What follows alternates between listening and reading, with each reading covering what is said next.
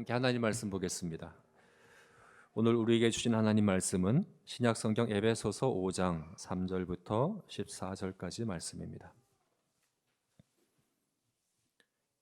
에베소서 5장 3절부터 14절까지 말씀 교독하겠습니다. 음행과 온갖 더러운 것과 탐욕은 너희 중에서 그 이름도 부르지 말라. 이는 성도에게 마땅한 바 아니라. 누추함과 어리석은 말이나 희롱의 말이 마땅치 아니하니 오히려 감사하는 말을 하라. 너희도 정녕 이것을 알거니와 음행하는 자나 더러운 자나 탐하는 자 곧 우상 숭배자는 다 그리스도와 하나님의 나라에서 기업을 얻지 못하리니 누구든지 헛된 말로 너희를 속이지 못하게 하라. 이로 말미암아 하나님의 진노가 불순종의 아들들에게 임하나니 그러므로 그들과 함께하는 자가 되지 말라. 너희가 전에는 어둠이더니 이제는 주 안에서 빛이라. 빛의 자녀들처럼 행하라.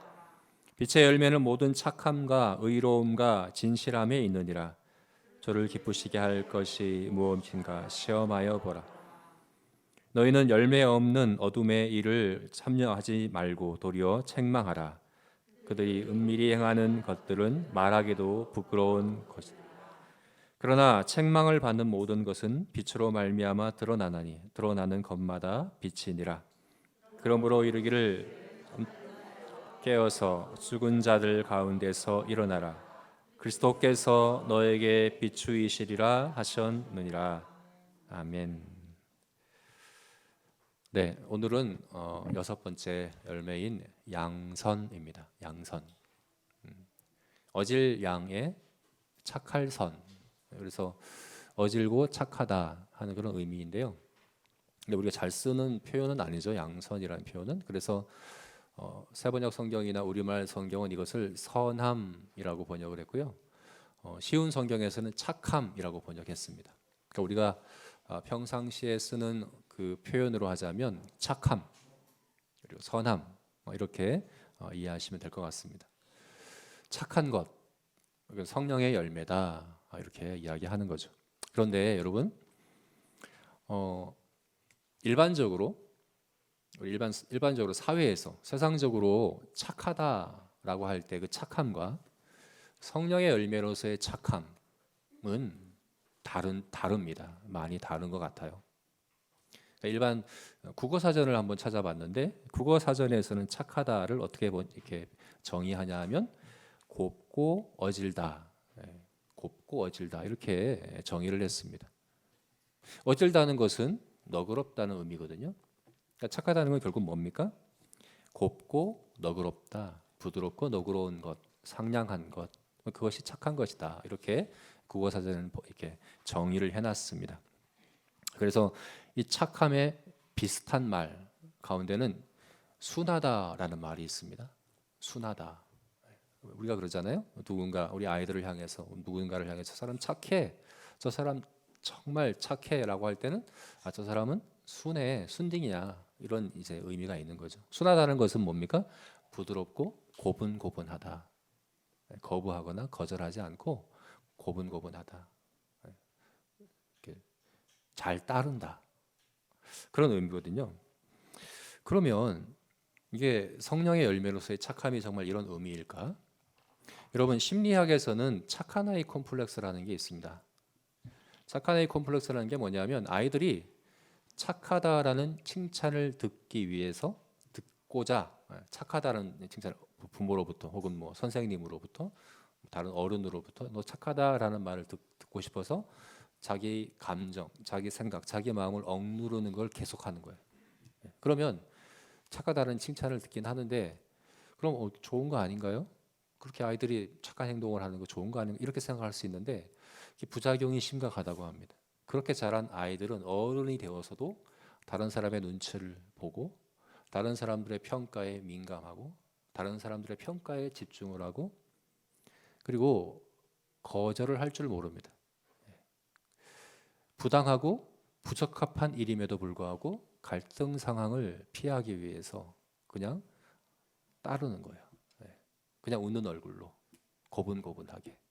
근데 그렇게 하면 대부분 세상에서는 저 사람 참 착해, 저 사람 정말 착한 사람이야 라는 평가를 받죠.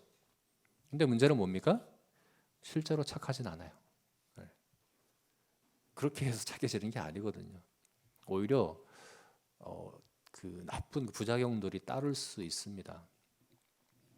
그렇게 착한 아이 컴플렉스를 갖고 자란 사람들이 은둔형 외톨이가 되기도 하고, 사회생활에서 사람들과의 관계를 잘 하지 못하게 되고 하는 그런 부작용들이 나타날 수밖에 없는 거죠.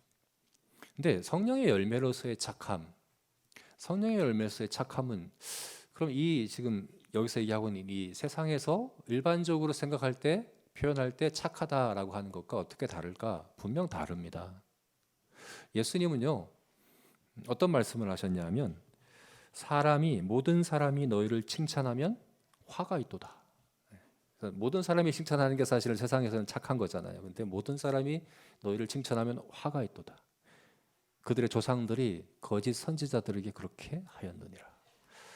예수님 보시기에 거짓 선지자들 혹은 외식하는 자들이 그 근본 동기에 예수님 보시기에는 착한 아이 컴플렉스가 있는 거예요. 사람들에게 칭찬받고자, 사람들로부터 경건하다, 착하다라는 평가를 받고자 하는 그런 마음의 동기가 있는 거예요. 그래서 사람들 보기에 모든 사람들이 자기를 좋아하게끔, 모든 사람들이 자기를 칭찬하기를 원하는 그 마음에서 거짓 선지자가 되고 외식하는 자가, 예수님 그렇게 평가하시는 거예요. 베드로 전서를 보게 되면 베드로는 어떤 말을 했냐면 선을 행하되 고난을 받는 것이 하나님의 뜻일진대. 선을 행하는데 고난을 받는다. 선을 행하는데 착한 일을 하는데 세상이 칭찬하고 좋아하는 것만이 아니라 비방하고 욕하고 싫어하고 세상에서는 오히려 고난을 받고, 그러니까 세상에서 볼 때는 착한 게 아닌 거죠, 그죠? 근데 성경에서는 이게 착한 거다라고 말씀하는, 그렇다는 겁니다. 바울 같은 경우는 어떻습니까? 사도 바울은 착하다, 선하다 하는 것을 싸움이란 이미지와 함께 결합해서 많이 표현했습니다. 예를 들어 가지고 디모데에게 2번이나 우리 앞에 지금 찬송한 것처럼 선한 싸움을 싸우라. 믿음의 선한 싸움을 싸우라. 자기 자신도 내가 선한 싸움을 다 싸우고 내 달려갈 길을 마쳤으니 이후로 내게 의의 면류관이 있으리라. 지금 우리가 찬송한 내용이죠. 그러니까 착한 것은 싸움 없이 되는 게 아닙니다. 착한 것은 그냥 고분고분하게 모든 것을 수용하며 늘 예스만 하는 그런 예스맨이 되는 게 아닙니다. 싸움 없이 착한 게 되는 게 아니다. 착하게 되는 게 아니다. 로마서 16장 말씀을 보면 이것을 좀 잘 알 수 있는데요. 이건 한번 우리가 말씀을 봤으면 좋겠는데 주보에도 제가 실었고요. 한번 띄워주면 로마서 16장 19절에서 20절 말씀 보면 로마서 16장, 이거는 16장이 아닌데요. 15장 같은데요.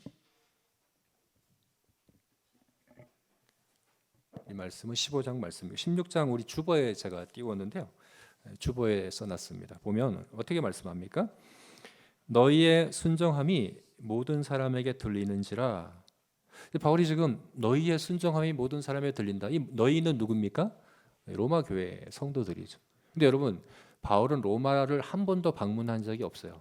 로마서를 쓰고 있지만 로마 교회는 바울이 세운 교회가 아니에요. 한 번도 가본 적이 없는 교회예요. 그냥 들은 거예요. 사람들로부터 전해 들은 소식인데 어떤 소식을 들었습니까? 순종하고 있다는 소식을 들었어요. 뭐에 순종합니까? 복음의 진리에 순종하고 있다는 소식을 들은 거예요. 그랬더니 바울이 어떻게 얘기합니까? 그러므로 내가 너희로 말미암아 기뻐하노니. 바울이 너무 기쁜 거예요. 복음의 진리에 순종하고 있는 것으로 인해서 바울이 마음이 기쁘다. 난 너무 기쁘다. 그러면서 이어서 하는 말이 뭡니까? 너희가 선한데 지혜롭고 악한데 미련하기를 원하노라. 이 말씀을 하는 거예요. 너희가 선한데 지혜롭기를 원한다. 지혜롭기를 원한다. 선한데 지혜롭다는 것은요, 선한데 익숙해지고 선한데 능숙해지고 그래서 선한 것에 전문가가 되기를 원한다. 그런 의미거든요. 이건 한 번에 되는 게 아닙니다. 선한데 지혜롭게 되는 건 그냥 타고나는 것 아닙니다. 한 번에 그냥 갑자기 주어지는 건 아닙니다. 조금씩 조금씩 훈련되고 조금씩 성장해서 되어져 가는 겁니다. 처음에는 서툴고 처음에는 능숙하지 못했는데 점점점 전문가가 되는 거예요. 선한 일의 전문가가 되는 거예요. 바울이 볼 때 로마 교회는 이미 복음의 진리에 순종하는 선한 열매가 있어요. 그것을 너무 기뻤어요. 근데 거기 그치는 것이 아니라 점점점 선한 일에 능숙해져 가기를 원한다. 이것이 성령의 열매인 양선이거든요. 양선, 착함은 이렇게 맺어가는 거거든요. 근데 바울이 또 뭐라고 얘기합니까? 악한데 미련하기를 원하노라. 선한데 지혜롭게 되는, 선한데 전문가가 되는 일은 동반되는 일이 있죠. 뭡니까? 악한 데는 미련하게 되는 거예요. 악한 데는 초보자가 되는 거예요. 악한 데는 점점 서툴러져 가는 거예요. 전에는 악한 데 전문가였었어요. 악한 일에 있어서는 누구에도 뒤지지 않는 전문가였던 사람들이 점점 악한 일을 잘 못하는 거예요. 서툴러서 초보자가 돼. 이런 일이 있을까? 제가 한번 예를 뭐가 있을까 생각해 봤더니 운전 같은 경우가 전 이렇게 젊었을 때 운전을 잘 하다가 이제 나이가 들면서 눈이 좀 이제 흐려지고 기억력이 그리고 또 이제 운동신경이 약해지면 나중에 면허증을 반납해야 돼요.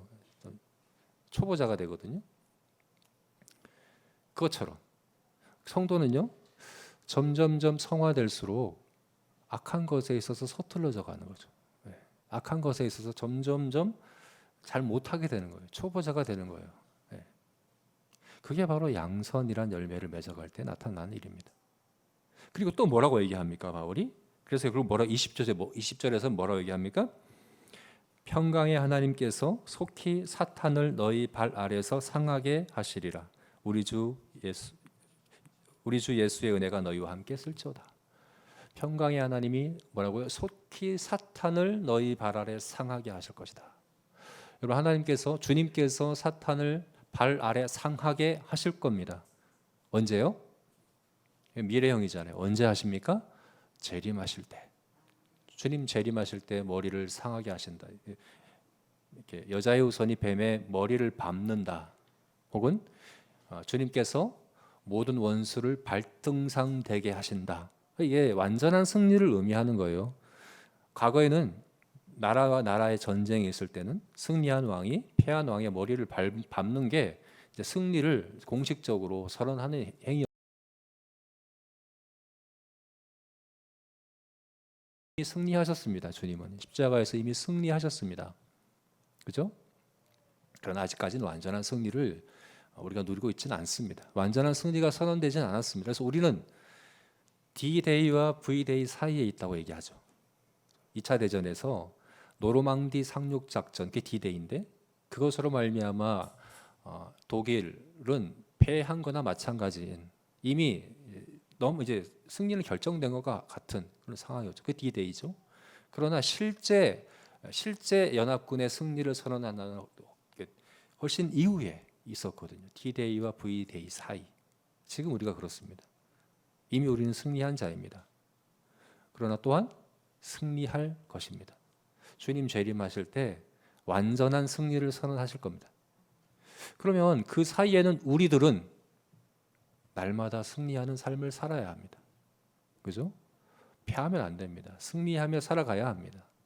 사탄에 대하여 승리하는 승리를 누리며 살아갑니다. 그게 양선이라는 열매를 맺는 거라는 겁니다. 여러분 착한 것은 싸움 없이 되는 게 아닙니다. 싸움 없이 평화롭게 아무런 갈등 없이 그냥 웃고 곱고 순응하며 그게 되는 거 아닙니다. 성경에서 말씀하고 있는 착함이라는 이 성령의 열매는 날마다 승리하며 맺어가는 거라는 겁니다. 여러분 성도인 우리는 착해야 합니다. 여러분 착하신가요? 착해야 합니다. 어떻게 착할 수 있을까요? 그래서 오늘 우리가 에베소서 5장 말씀을 통해서 이 착함에 대해서 성령의 열매로서의 착함에 대해서 보려고 합니다. 어떻게 우리가 이렇게 성령의 열매로서의 착함을 맺을 수 있을까? 네, 오늘 말씀 구절을 보게 되면 우리 구절 한번 읽어볼까요? 구절을 한번 같이 읽겠습니다. 시작. 빛의 열매는 모든 착함과 의로움과 진실함에 있느니라. 여러분 여기 착함, 모든 착함이라고 하는 것이 뭐의 열매라고요? 빛의 열매다라고 말씀하고 있는 거죠. 성령의 열매가 양선, 착함이기도 하지만 빛의 열매다라고 이야기하고 있는 거죠. 여러분 빛은 우리 하나님의 본성, 하나님의 성품을 비유하는 대표적인 비유이죠. 하나님의 성품을 이야기할 때, 하나님의 본성을 이야기할 때 하나님은 빛이시라라고 말하죠. 근데 여러분 우리가 성령의 열매를 맺는 것은 하나님의 그 성품에 참여하는 것이거든요. 신의 성품에 참여하는 자가 되는 것이 우리가 성화되는 것이고 성령의 열매를 맺는 건데, 특별히 그 성령의 열매 가운데 착함이라고 하는 이 열매는 하나님의 여러 성품들 중에 특별히 빛이라고 하는 하나님의 그 빛에 참여하는 것이다 라고 이렇게 이야기를 하고 있는 거죠. 그래서 세상에 우리가 이제 착함이라고 하면 세상에서 우리가 생각하는 그 착함에 대한 고정관념이 있기 때문에 성경에서 말씀하고 있는 이 착함이 그것과 어떻게 다른가를 생각할 때는 이 빛이라는 것을 생각을 해야 됩니다. 성경에서 말씀하고 있는 착함은 빛의 열매입니다. 그래서 거기에는 반드시 동반되는 두 가지 특징이 있습니다. 뭡니까? 다시 한번 구절을 띄워주시면 빛의 열매는 모든 착함과 의로움과 진실함에 있느니라. 성령의 열매로서의 착함에는 반드시 동반되는 두 가지 이제 덕목이 있습니다. 뭡니까? 의로움과 진실함입니다. 세상에서는 이게 좀 동떨어져 보일 수 있어요. 세상에서 이 사람 정말 착해, 이 사람 착한 사람이야 그러면 의롭고, 이 의롭다는 옳다는 것이거든요. 옳고 진실함은 참됨이거든요. 옳고 참됨을 주장하는 사람은 세상에서는 착하다고 인정 못 받습니다. 세상에서는 착하다 그러면 이게 동떨어진 것으로 여길 수 있는데 성경에서는 성령의 열매로서는 항상 동반됩니다. 착함은 의로움과 진실함을 동반한다 하는 것을 알 수 있습니다. 여러분 착함은 빛의 열매입니다. 우리가 이것을 잘 알아야 됩니다. 그래서 예수님 비유 가운데 예수님의 그 이제 산상보험 가운데 예수님께서 하신 말씀이 잘 아는 말씀이 있잖아요. 너희는 세상의 빛이라. 그러면서 뭐라고 말씀하셨어요? 너희 빛을 세상에 비추라 말씀하시면 하신 말씀이 뭐냐면 너희 착한 행실을 나타내어서 모든 사람이 하나님께 영광을 돌리게 하라라고 말씀하신 것을 우리가 알고 있죠, 그죠? 예수님이 말씀하신 그 빛을 비추는 것, 너희 빛이 사람 앞에 비치게 하라 할 때 그 빛은 뭐라고요? 착한 행실이다. 착한 행실이 바로 빛을 비추는 것이다. 그래서 성령의 열매로서의 착함은 빛의 열매다. 빛을 비추는 것이다 하는 사실을 우리가 잘 기억해야 되겠습니다. 자, 오늘 본문 말씀은 바로 그것에 대한 겁니다. 어떻게 빛의 열매를 맺을까? 다시 말해서 어떻게 우리가 빛의 자녀처럼 빛의 자녀답게 행할까에 대해서 오늘 말씀하고 있는데 크게 두 가지로 말씀하고 있습니다. 첫 번째는 거부하라. 거부하라. 여러분 착한 것은 예스맨이 되는 거 아닙니다. 노라고 해야 됩니다. 거부해야 합니다. 먼저 거부할 수 있어야 됩니다. 뭘 거부해야 되느냐? 3절부터 8절까지 말씀에서 우리에게 잘 얘기해 주고 있습니다. 어둠의 일을 거부해라. 빛의 자녀는 어둠의 일을 참여하면 안 됩니다. 단호하게 철저하게 거부해야 합니다. 첫 번째로 우리는 거부해야 합니다. 두 번째는 추구하라. 단순히 거부하는 것으로 되는 게 아닙니다. 착한 것은 세상에서 얘기한 것처럼 그냥 고분고분하게 순응하는 것이 아니라 적극적으로 추구해야 되는 겁니다. 뭘 추구해야 됩니까? 하나님을 기쁘시게 하기를 추구해야 한다. 이렇게 오늘 본문에서 우리에게 말씀해 주고 있습니다. 우리 이것을 자세히 함께 살펴보겠습니다. 먼저 거부하라. 거부하라. 3절부터 8절까지 말씀에서 우리에게 말씀하고 있는데요. 다시 한번 읽어볼까요? 우리 3절부터 8절 같이 한번 읽겠습니다. 음행과 온갖 더러운 것과 탐욕은 너희 중에서 그 이름조차도 부르지 말라. 이는 성도에게 마땅한 바니라. 누추함과 어리석은 말이나 희롱의 말이 마땅치 아니하니 오히려 감사하는 말을 하라. 너희도 정녕 이것을 알거니와 음행하는 자나 더러운 자나 탐하는 자 곧 우상 숭배자는 다 그리스도와 하나님의 나라에서 기업을 얻지 못하리니 누구든지 헛된 말로 너희를 속이지 못하게 하라.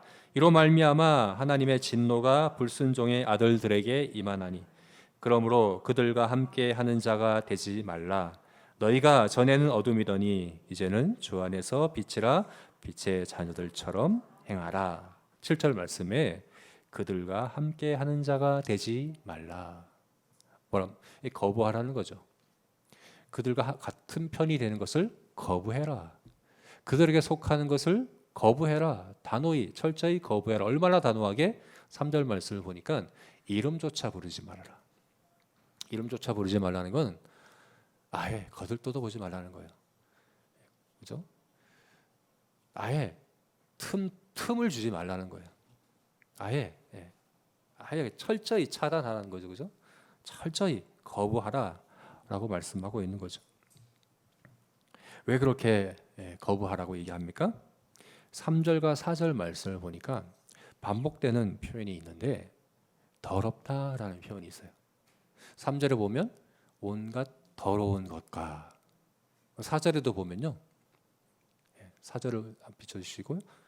4절을 보면 누추함과 어리석은 말이나 희롱이 할 때 누추함. 이 누추함이라는 말이 세번역 성경에서는 추잡함이라고 번역되어 있거든요. 추잡함, 더럽다는 의미입니다.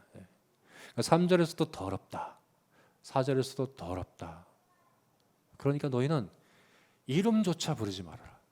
철저히 거부해라. 더러운 거야 라고 얘기를 하고 있는 거예요.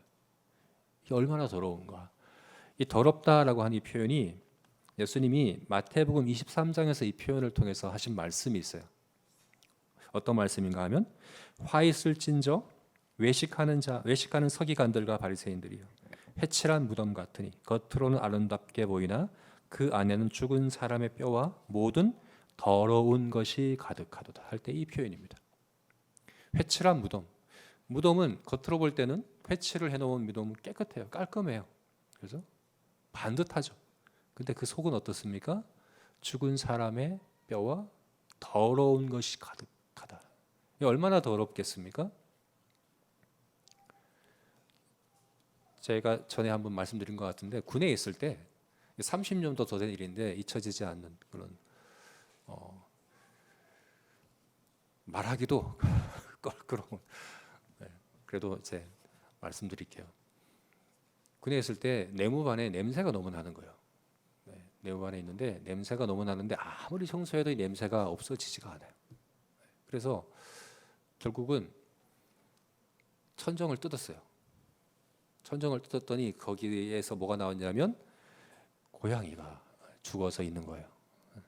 그 냄새가 말도 못합니다. 지금도 잊히지 않는 냄새가 나고 거기 안에 구더기가 바글바글한 그런 그거를 치워야 되는데 군에서는 그걸 누가 치울까요? 군대에서 누가 치웁니까? 네? 제일 쫄병은 안 치웁니다. 이등병은 그거 안 시킵니다. 누가 그걸 치워야 됩니까?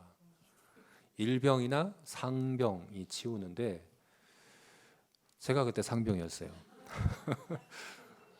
그거를 그래서 제가 못 잊어요. 그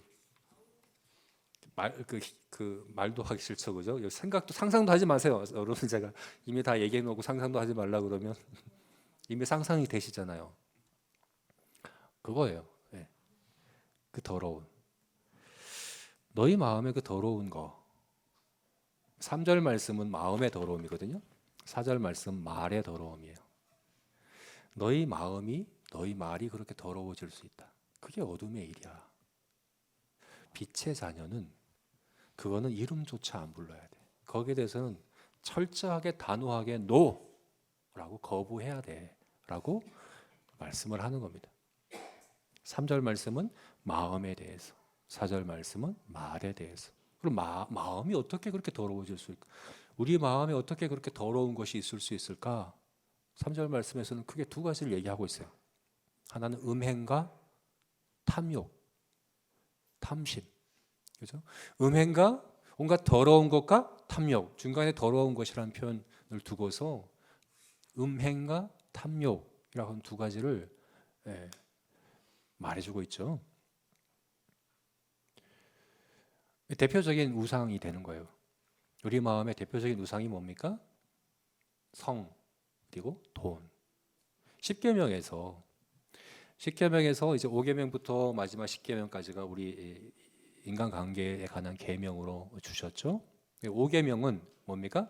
내 부모를 공경하라. 삶의 질서에 대한 계명이에요. 그다음에 6, 7, 8계명이 무슨 뭐에 대한 계명일까요? 이 계명은 우리의 사명에 대한 계명이거든요.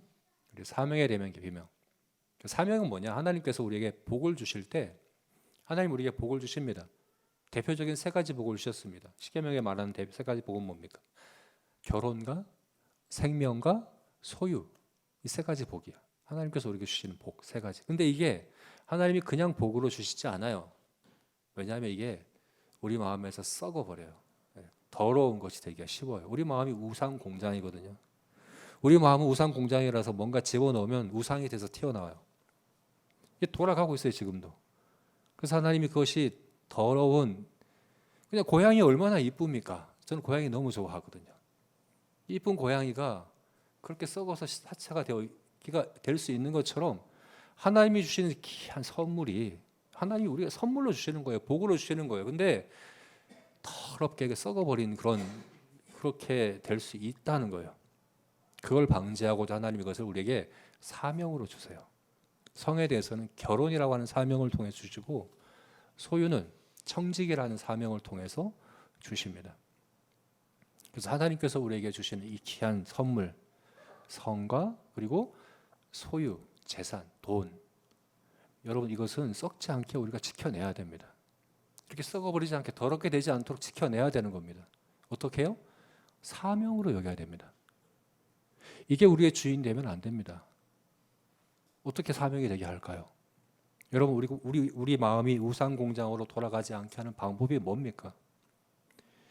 우상을 뭘 집어넣어도 우상이 되게 만드는 이 우상 공장에 돌아가지 않게 하는 방법은 하나밖에 없습니다. 이 공장이 하나님을 섬기는 하나님을 예배하는 공장이 되게 만들어야 돼요. 어떻게 해요? 하나님이 주신 선물을 하나님을 섬기는 데 사용해야 합니다. 성을 그리고 돈을 하나님이 주신 사명으로 여기고 하나님을 기쁘시게 하는 일에 적극적으로 사용해 가야 하는 거죠. 대표적으로 이 두 가지를 얘기하고 있지만 나머지 무엇이든 다 우상이 될 수 있습니다. 무엇이든지 우리 마음에 오면 다 썩어버려요. 하나님의 자리에 거기에 가게 되면 아무리 귀한 선물이라도 아무리 좋은 것이라도 우리 안에서 냄새나는 그런 것이 될 수밖에 없는, 그걸 방지해야 된다는 겁니다. 여러분 안에 그와 같은 마음을 더럽게 하는 우상이 있는가 살펴야 합니다. 혹시나 내가 정말 좋아하고 내가 가장 아끼고 귀하게 여기는데 그걸 통해서 내가 어떻게 하나님을 섬기고 있나 점검해 보십시오. 여러분 그걸 하나님을 섬기고 있습니까? 그걸 통해서 하나님이 주신 사명을 바르게 이뤄가고 있습니까? 여러분 그게 하나님께서 그걸 썩지 않도록 잘 포장해 두신 건데 그 포장지를 다 뜯어버리고 내 마음대로 사용하겠다고 하면 결국 썩을 수밖에 없다는 것을 기억해야 합니다. 혹시라도 우리 마음 가운데 그와 같은 우상이 틈타고 있는가? 그렇다면 단호하게 철저하게 거부해야 합니다. 아니라고 분명히 얘기해야 합니다. 우리 마음 안에 그와 같은 것이 있는지 먼저 우리가 돌아봤으면 좋겠습니다. 두 번째는 말입니다. 말. 4절 말씀에서는 3절에서는 이제 마음에 대해서 이야기할 때면 4절에서는 말에 대해서 얘기합니다. 누추함이라고 하는 것이 아까 말씀드렸듯이 더러움이거든요. 우리 말에도 더러움이 있을 수 있습니다. 예수님께서 이렇게 말씀하셨죠? 어떻게 말씀하셨습니까? 너희가 씻지 않은 손으로 먹는 것이 사람을 더럽게 하는 게 아니다.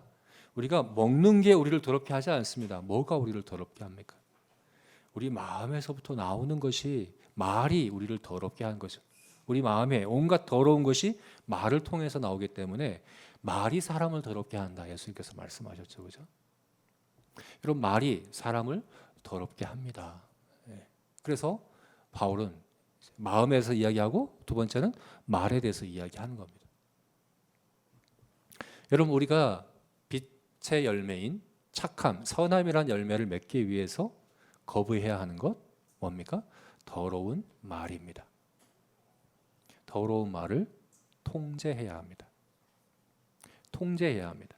여러분, 이게 중요한데요. 왜 예수님께서 이렇게 말씀하시고 뿐만 아니라 지금 오늘 본문에서 또 야고보서에서 계속해서 말에 대해서 많이 성경에서 말씀하고 있거든요. 말에 대해서, 우리 하는 말에 대해서 말씀하고 있는 이유가 뭐냐면, 여러분, 우리 안에 있는 죄, 더러움, 이것은 완전한 제거가 되지 않아요. 주님 앞에 갈 때까지 우리 안에 있는 죄의 본성은 남아 있어요. 우리가 성령의 열매를 맺는 건 이걸 없애는 거 아니에요. 죄를 없앨 수는 없어요. 그럼 우리가 어떻게 성령의 열매를 맺는, 성화되어가는, 신앙의 성장을 이루어가는 하나님의 자녀로서 그렇게 자녀답게 살아가는, 어떻게 됩니까? 어떻게 가능합니까? 통제를 통해서 가는 거예요. 죄를 없애는 거 아니에요. 통제하는 거예요. 더러움은 통제해야 되는 거예요. 우리 안에 있는 죄는 통제하는 겁니다. 육체의 소욕과 성령의 소욕이 우리 안에 있는데, 성령의 소욕을 따라 성령의 열을 맺으면 맺을수록 이것이 육체의 소욕을 누르는 힘이 커져요. 그죠? 전에 말씀드린 것처럼 영적 면역력이 커질수록 이것은 완전한 완치가 되지 않아요. 계속 우리 몸 안에 잠복해 있는 바이러스와 같아서 면역력이 약해질 때마다 튀어나오는 거. 이걸 누르는 힘이 커져야 되는 거죠. 통제해야 됩니다. 그럼 여러분, 우리 마음 안에 있는 이 죄의 본성을 어떻게 통제합니까? 우리 마음을 우리가 어떻게 통제합니까? 그래서 말씀하고 있는 것이 바로 말입니다. 마음에 더러운 것이 말로 나와서 사람을 더럽게 하는 것입니다.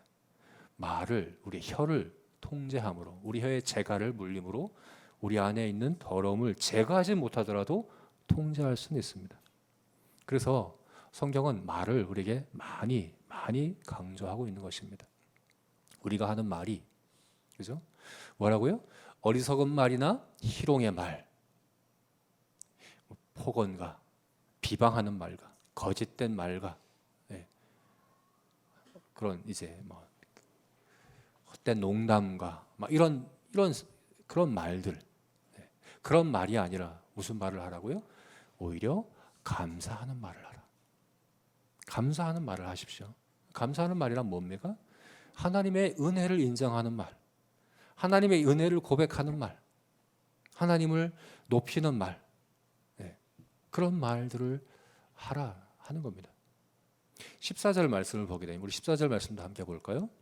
14절 말씀은 오늘 본문에서 좀 문맥에 맞지 않는 좀 그런 이 말씀일 수 있어요. 그래서 이 구절을 가리켜서 성경학자들이 초대교회 당시에 사용하던 찬송가 가사일 것이라고 이렇게 이야기를 합니다. 이것은 찬송가 가사예요. 어떤 말씀입니까? 그러므로 이르기를 잠자는 자여 깨어서 죽은 자들 가운데서 일어나라. 여러분, 잠자는 자는 죽은 자거든요. 성경에서 잠자는 자는 죽은 자를 의미합니다. 잠자는 자여 깨어서 죽은 자들 가운데서 일어나라. 여러분, 이게 복음이잖아요.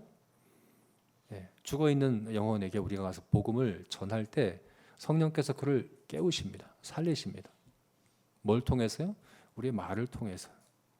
우리의 말을 통해서. 우리 말은 살리는 데 사용되어야 합니다. 그래서 우리 말을 통해서 살아나고 회복되고 치유되고 하는 그런 일이 일어나야 하는 것이 우리 말에 하나님께서 주신 놀라운 그런 능력 아닙니까? 우리 말을 통해서 그렇게 역사하시겠다는 것 아닙니까? 그런데 이 말을 통해서 죽이고 깎아내리고 상처 주고 더럽게 하고, 나만 더럽게 되는 게 아니라 옆에 있는 사람들까지 더럽게 하는, 그런데 우리 입술이, 우리 말이, 우리 혀가 사용된다고 한다면 어떻게 되겠습니까? 그래서 오늘 본문에서 말씀하는 겁니다. 빛의 열매인 착함이란 이 열매를 맺기 위해서는 우리 입술이 통제되어야 합니다.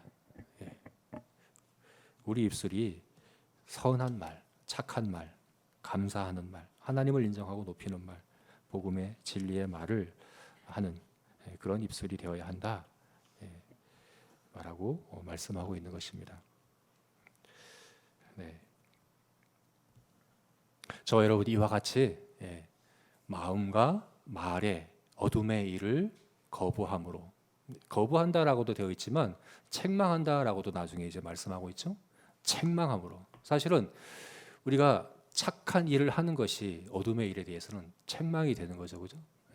드러내고 폭로하고 그래서 변화시켜가는 그 일이 되는 거죠.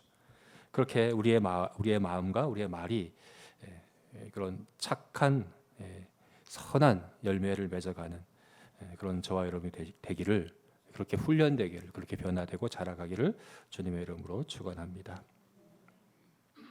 자, 이제 두 번째, 추구하라. 이런 빛의 열매는 그냥 거부하는 것만 갖고 안 됩니다. 세상적으로는 착함은 정말 고분고분하게 순응하기만 하면 된다고 여기죠. 착한 것은 그냥 적극적이기보단 소극적으로 잘 따르는 사람을 착하다라고 이야기를 합니다. 그런데 성경에서는 착한 게 그런 게 아니에요. 디도서 2장 14절 말씀을 보니까 하나님 백성인 우리는 어떤 사람들입니까? 선한 일을 열심히 하는 친백성, 선한 일에 열심하는 친백성이다. 하나님의 친백성이다. 선한 일에 열심히 한다 할 때 이 열심이 열심당원의 열심을 얘기하는 것이거든요. 열심당원 어떤 사람들입니까? 이스라엘 독립운동가들이에요. 자기의 모든 생명과 재산과 자기 모든 삶을 다 그 일에 투입하고 그것만 하는, 그죠? 정말 거기에 자기 목숨을, 자기 모든 걸 다 걸고 하는 사람들이 열심당원이에요. 근데 하나님 백성들은 어떤 사람들이라고요? 선한 일, 착한 일, 착하게 된 일에 자기 모든 걸 걸고 하는 사람들이다라고 말하거든요. 여러분 이건 열심히 추구해야 되는 거예요. 착한 것은 그냥 가만히 있으면 되는 게 아닙니다. 열심히 뭔가를 적극적으로 추구해야 됩니다. 어둠의 일에 대해서 그냥 아니야만 해서 되는 게 아니에요. 열심히 해야 되는 게 있어요. 뭡니까? 우리 10절 말씀에서 그것을 우리에게 말하고 있죠. 우리 10절 말씀 함께 읽어볼까요? 같이 읽겠습니다. 주를 기쁘시게 할 것이 무엇인가 시험하여. 주를 기쁘시게 하는 것. 여러분 착한 것은 주를 기쁘시게 하는 겁니다. 그래서 이렇게 우리가 생각했으면 좋겠습니다. 난 착하게 될 거야. 난 착한 사람이 될 거야. 이렇게 생각하는 것이 아니라, 왜냐하면 착한 것이라고 하는 것에는 우리가 세상적인 착함에 대한 그 고정관념이 있기 때문에 착한 것을 우리가 자칫 이렇게 잘못 생각하는 그런 경향이 있어요. 착하게 될 거야라고 생각하지 마시고 주를 기쁘시게 할 거야 이렇게 생각하십시오. 나는 주를 기쁘시게 할 거야. 이게 착하게 되는 겁니다. 왜 그런 경우가 있거든요. 나는 타고난 성품이 좀 착한 사람이 아니어가지고 착하기가 어려워요. 이런 사람들이 있어요. 틀린 말이죠. 세상적인 착함으로 얘기한다면 그 말이 맞아요. 그러나 성령의 열매로서의 착함은 그런 게 아니거든요. 성품으로 핑계하면 안 돼요. 성령의 열매로서의 착함은 주를 기쁘시게 하는 거예요. 나는 성품이 안 돼서 주를 기쁘시게 못해. 이건 말도 안 되는 얘기잖아요. 그죠?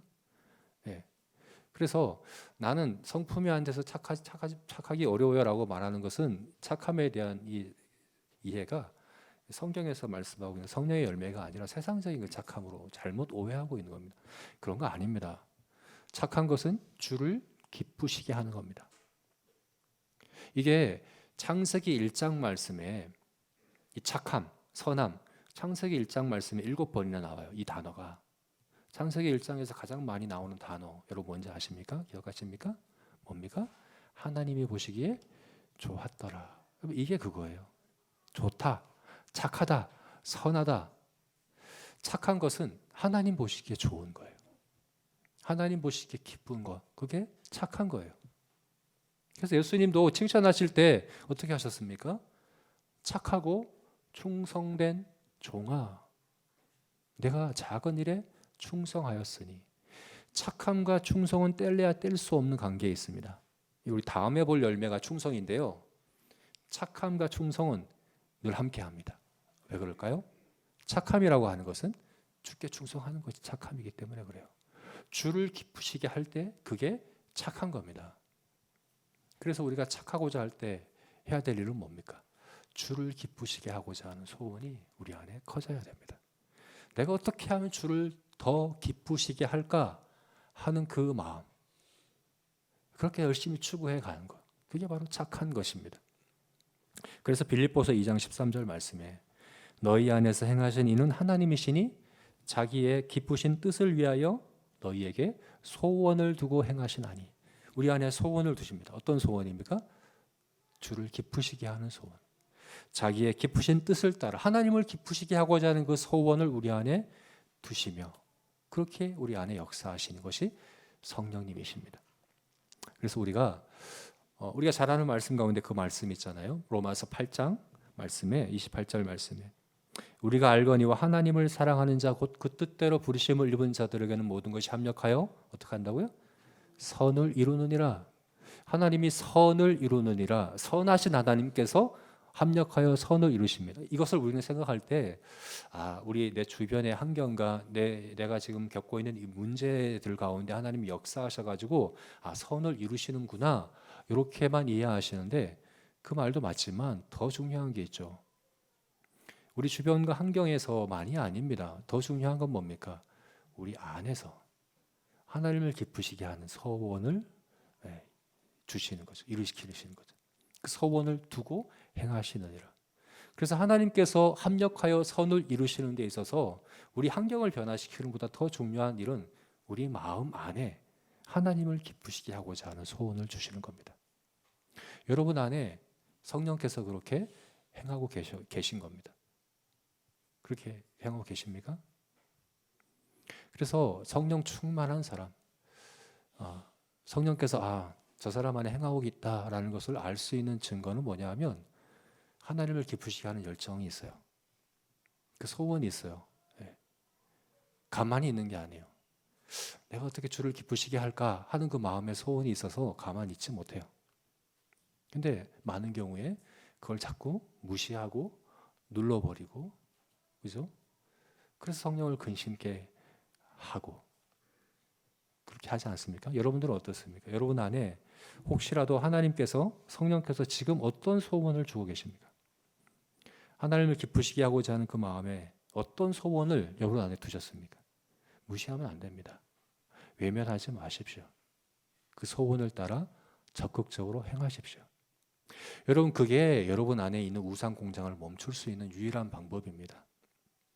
그게 안 되면 온갖 우상들을 생산하기 시작할 겁니다.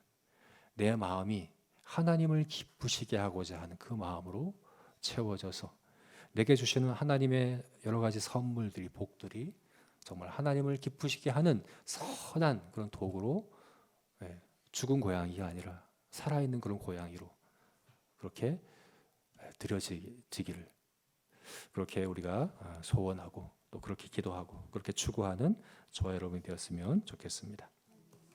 이제 말씀을 맺겠습니다. 착한 아이 컴플렉스. 착한 아이 컴플렉스는 그 원인이 부모가 아이를, 선생님이, 주변 사람들이 무조건적인 용납과 사랑을 주지 않을 때, 그러면 불안한 거예요. 내가 버림받을까 하는 그 두려움 때문에 착한 일을 해서 인정받고자 하는 마음이 아이들에게 있는 거예요. 그래서 진짜는 착한 게 아닌데 칭찬받기 위한 눈속임으로 착한 일을 계속 반복하고, 그걸 반복하니까 진짜 칭찬받으니까 그게 점점 강화되어 가지고 그렇게 점점 굳어져 가는 거 착한 아이 콤플렉스라고 합니다. 우리는 어떤 사람들입니까? 구약 성경의 시편 말씀을 보면 여호와께 감사하라. 그는 뭐라고요? 선하시며, 하나님은 선하십니다. 착하십니다. 선하시며 인자하심이 영원하미로다. 이 선하심과 인자하심은 어떤 선함과 인자하심입니까? 이거는 이 하나님의 인자하심은 헤세드라고 하는 아주 중요한 단어죠. 이 엄마의 아이에 대한 사랑과 같은, 늘 아이가 원하는 대로만 해주지 않아요. 혼내기도 하고, 그죠? 아주 호되게 다루기도 하는데 그건 그때도 사랑인 거예요. 변함없는 사랑, 실패하지 않는 사랑, 그 사랑으로 사랑하시는 것이 하나님의 인자하심이고 선하심인 거잖아요. 그 사랑을 이미 우리는 받은 자들입니다. 내가 뭔가 착한 일을 해서 하나님께 인정받을 필요가 없습니다. 이미 우리를 향하여 그 사랑과 은혜를, 인자하심을, 선하심을 부어주고 계십니다. 그 하나님께서 우리에게 말씀하시는 거예요. 내가 빛이니 너희도 빛의 자녀답게 행해라. 너희도 착한 자가 되라. 선한 자가 되라. 우리는 그렇게 할 수 있습니다. 그리고 해야 합니다. 그게 마땅하니라 라고 말씀하고 있습니다. 저와 여러분이 정말 거부함으로 그리고 추구함으로 선한 일에 전문가가 되어져 가고 악한 일에 초보자가 되어가는 날마다 성령의 열매를 풍성히 맺어가는 저와 여러분이 되시기를 주님의 이름으로 축원합니다. 함께 기도하시겠습니다.